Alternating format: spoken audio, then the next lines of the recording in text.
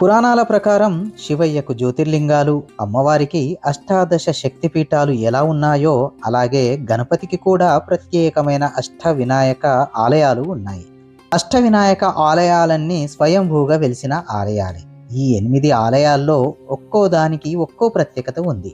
పురాణంలోని ఒక శ్లోకం వల్ల అష్టవినాయక స్థలాల గురించి తెలిసింది. అందుకే అష్టవినాయక యాత్ర ప్రాధాన్యత సంతరించుకుంది. మహారాష్ట్రలోని తూర్పు భాగంలో విదర్భ సహజ సిద్ధమైన ప్రాంతం. ఈ ప్రాంతానికి గొప్ప ప్రాచీన సాంప్రదాయం ఉంది. మహారాష్ట్రలోని విదర్భ ప్రావిన్సులో కూడా వినాయకుని స్థలాలు ఉన్నాయి. విదర్భ అష్టవినాయక అనే పదం 8 ఎంపిక చేసిన దేవాలయాల నుండి ఏర్పడింది. ప్రయాణాలకు తగినన్ని అవకాశాలు లేని కాలంలోనే ప్రతి ప్రాంతంలోనూ గణేశుడి విగ్రహాలు వెలిశాయి. ఇవి కాలక్రమేణా అభివృద్ధి చెందాయి. దండకరాజు సాధించిన భూమి విదర్భను దండకారణ్య అంటారు. చరిత్ర పురాతన శాసనాలను అధ్యయనం చేసిన తర్వాత వాకాటాక సామ్రాజ్య కాలం నుండి విదర్భలో కూడా వినాయకుడిని పూజించిన ఆధారాలు ఉన్నాయి. గణేశుడి 21 ముఖ్యమైన ప్రదేశాలే కాకుండా విదర్భాల్లో ఈ అష్ట వినాయకులను ఏదైనా నిర్దిష్ట క్రమంలో దర్శనం చేయాలన్న నియమాలైతే ఏమీ లేవు. ఈ అష్ట వినాయక ఆలయాలన్నీ స్వయంభూగా వెలిశాయి.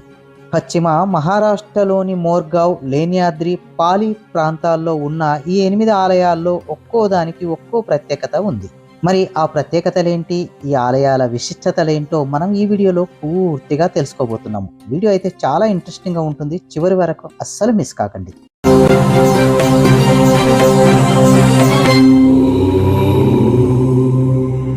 Number 1, hill Ganapati, Nagpur. విదర్భలోని అష్ట వినాయకుల్లో మొదటిగా తెలిసిన గణేశుడు నాగ్పూర్లోని కొండ అంటే హిల్ గణపతి. ఈ ప్రసిద్ధ దేవాలయం నాగ్పూర్లో ఉంది. ఒక రావి చెట్టు కింద చెక్కబడిన వినాయకుడి బొమ్మను చూడొచ్చు. ఈ స్వయంభూ గణేశుడి విగ్రహం ఒక పురాతన దేవాలయం శిథిలమైన శిథిలాల్లో దొరికినట్లు స్థానికులు చెబుతారు. మొదట్లో ఇది చాలా సాధారణమైన దేవాలయంగా ఉండేది. అయితే ఇప్పుడు ఇది మహాపుణ్యక్షేత్రంగా మారింది. కాలక్రమేణా ఈ ఆలయానికి ఆదరణ పెరిగింది. ప్రతిరోజు ఉదయం 4:30 గంటలకే ఇక్కడ పూజలు ప్రారంభమవుతాయి. ఇక్కడ మంగళ శనివారాల్లో రద్దీ ఎక్కువగా ఉంటుంది. నంబర్ 2, భృషుండ వినాయక్, భండారా. విదర్భలోని అష్ట వినాయకుల్లో గణపతి పురాతన స్థండీల గ్రామంగా పిలువబడే మేందా గ్రామంలో వైనగంగా నది ఒడ్డున కొలువై ఉన్నాడు. ఈ ఆలయంలోని గణేశుడి విగ్రహం 8 అడుగుల ఎత్తుతో సవ్య లలితాసనంలో ప్రతిష్ఠించబడి ఉంటుంది. పాదాల వద్ద ఒక సర్పచక్రాలు ఉంటాయి. దీనిపై గణేశుడి వాహనం ఎలక, దానిపై గణేశుడు కూర్చొని ఉంటాడు. ఈ విగ్రహం చతుర్భుజ ఆకారంలో ఉంటుంది. ఒక చేతితో వరదముద్ర, మరొక చేతితో అంకుశం, పాశం, మోదకములతో నిండిన పాత్రను కలిగి ఉంటుంది. విగ్రహం తలపై 5 భుజాల పాము శిల్పంగా కనిపిస్తుంది. ఆలయ ప్రాంగణంలోని చతురస్రాకారంలో దాదాపు 8 అడుగుల ఎత్తులో మారుతి విగ్రహం కూడా ఉంటుంది. నంబర్ 3, సపుతర పర్వతాల్లో 18 చేతులతో వెలిసిన వినాయకుడు. రాముడు వనవాస సమయంలో రామ్ టేకులో ఉండేవాడని నమ్ముతారు. సపుతర పర్వత శ్రేణిలో ఉన్న ఈ ప్రదేశం చాలా సుందరంగా ఉంటుంది. విదర్భలోని అష్ట వినాయకుని స్థలం వీటిలో ఒకటి. ఇక్కడ అష్టాదశ భుజ గణపతి ఆలయం కూడా ఉంది. పేరుకు తగ్గట్టుగానే ఇక్కడి విగ్రహం చాలా భిన్నమైనది, విశిష్టమైనది. 18 చేతులతో ఉన్న గణపతి విగ్రహం చాలా అరుదైనది. గణేశుడికి 18 శాస్త్రాల పట్ల పరిజ్ఞానం ఉండడం వల్లే 18 చేతులతో చూపించారని స్థానికులు చెబుతున్నారు. పురాణాల ప్రకారం గణేశుడు తన 18 విజయాల కారణంగా విఘ్నేశ్వరునిగా పూజింపబడ్డాడు. కుడి కాండమునకు ప్రభువు కనుక సిద్ధి వినాయకుడు అని కూడా పిలువబడుతున్నాడు. నంబర్ 4, షమి గణేష్, ఆదాస.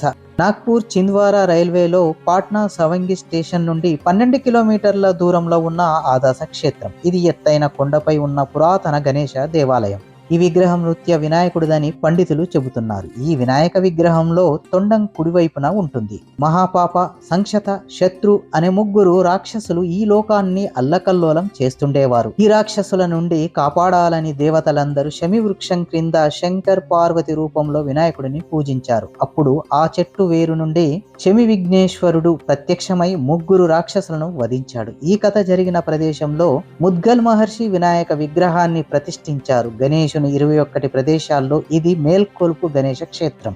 ఇక నంబర్ 5, వరద వినాయక్, భద్రావతి. విదర్భలోని అష్ట వినాయకుల్లో ఒకరైన వరద వినాయకుడు భద్రావతి వద్ద అంటే చంద్రపూర్లోని భాండా కొండపై ఉన్నాడు. ఈ ప్రాంతమంతా పురాతన కాలం నాటి స్పర్శను కలిగి ఉంది.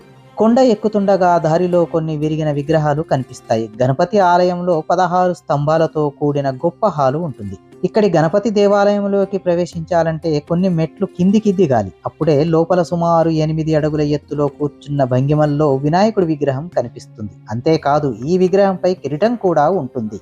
నంబర్ 6 పంచముఖి గణపతి పావని. భండారా జిల్లాలోని వైనా గంగా ఒడ్డున ఉన్న పావని గ్రామంలో ఉన్న ఈ వినాయకుడు విదర్భలోని అష్ట వినాయకుల్లో ఒకరు. ఇక్కడ గణపతి విగ్రహం ఉండదు. దానికి బదులుగా నిలబడి ఉన్న రాయి 5 వైపులా 5 ముఖాలు ఉన్నాయి. అందుకే దీనిని సర్వతో భద్ర గణపతి, పంచవన్, విఘ్నరాజ్ అని రకరకాల పేర్లతో పిలుస్తారు.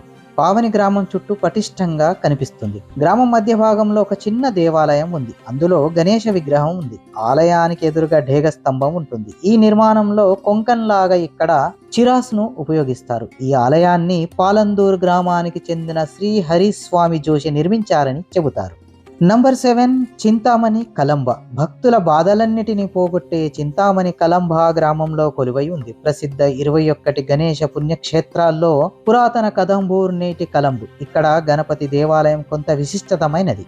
విగ్రహం దాదాపు 15 అడుగుల భూమి లోపల ఏర్పాటు చేయబడ్డది. ఇందుకోసం 3 మెట్లు కిందికి దిగాలి. ఇక్కడ భూగర్భ జల ప్రవాహాలు ఉన్నాయి. ఇక్కడ నీటి మట్టం పెరగడం ప్రారంభించినప్పుడు ఈ కోర్లో నీరు చేరడం ప్రారంభమవుతుంది. గణేష విగ్రహం పాదాలకు నీరు చేరినప్పుడు అది మళ్ళీ తగ్గుతుంది. ఇలాంటి సంఘటన 12 ఏళ్లకు ఒకసారి జరుగుతుంది. ఈ ఆలయంలో కొన్ని అరుదైన చిత్రాలు చెక్కబడి ఉన్నాయి. ఒక స్తంభం మీద 4 వైపుల చెక్కబడిన వినాయకుడి బొమ్మలను చూడొచ్చు. గుడి ముందు ప్రతిష్ఠించిన ధ్వజస్తంభం శేషంలా కనిపిస్తుంది. ఇక చివరిదైన అష్టాదశ నంబర్ 8 ఏకచక్ర గణేష కేల్జార్ కోట. రామాయణం మహాభారతాలు ప్రతి భారతీయునికి తెలిసిందే. ఏకచక్ర అనే పేరు కూడా పాండవులకు సంబంధించింది. భీముడు బకాసురుడు అనే రాక్షసుడిని సంహరించి ఏకక్ర గ్రామ ప్రజలను ఆ రాక్షసుడి బారి నుండి రక్షించిన కథ అందరికీ తెలిసిందే. నాగపూర్ వార్ధ రహదారిపై దాదాపు 25 కిలోమీటర్ల దూరంలో కేల్జార్ కోట ఉంది. ఈ పురాతన గణేష దేవాలయం ఈ కేల్జార్ కోటపై ఉంది. పాండవుల కాలంలో స్థానికులు దీనిని గణేష్ స్థాన్ అని కూడా పిలుస్తారు. బకాసుర సంహారానికి గుర్తుగా పాండవులు ఈ వినాయకుడిని ప్రతిష్ఠించారని ఇక్కడ ప్రజలు నమ్ముతారు. ప్రాచీన కాలంలో కేల్జార్ గ్రామాన్ని ఏకాగ్ర నగరి అని పిలిచేవారు. అయితే ఈ వినాయకుడిని ఏకచక్ర గణేష అని కూడా అంటారు. ఈ గణేష దేవాలయం కేల్జార్ కోటపై ఎత్తైన ప్రదేశంలో ఉంది. దేవాలయం వెనక భాగంలో పుష్కరిణి కూడా ఉంటుంది. ఫ్రెండ్స్, చూశారు కదా, ఇవి అష్టవినాయక విశిష్టతలు. ఇక ఎందుకు ఆలస్యం, వెళ్ళి ఈ ఆలయాలన్నింటినీ దర్శించి ఆ గణేశుడి కృపకు పాత్రులు కండి. ఫ్రెండ్స్, ఈ వీడియో మీకు నచ్చినట్లయితే వీడియోని లైక్ చేయండి. అలాగే ఇలాంటి ఇంట్రెస్టింగ్ భక్తి వీడియోల కోసం ఛానల్ని ఇప్పుడే సబ్స్క్రైబ్ చేసి పక్కన ఉన్న బెల్ ఐకాన్ కూడా యాక్టివేట్ చేయండి. ఎందుకంటే ఇలాంటి భక్తి వీడియోలు కొత్తగా మేము ఏది అప్లోడ్ చేసినా వెంటనే మీకు నోటిఫికేషన్ లాగా వస్తుంది. అలాగే వీడియోని లైక్ చేయండి, షేర్ చేయండి, 10 మందికి తెలియజేయండి. మీ యొక్క అమూల్యమైన సూచనలను, సలహాలను మరియు అభిప్రాయాలను కామెంట్ రూపంలో మాకు తెలియజేయండి. మరొక వీడియోతో మళ్ళీ మీ ముందుకు వస్తా. అంతవరకు నమస్తే, జై హింద్.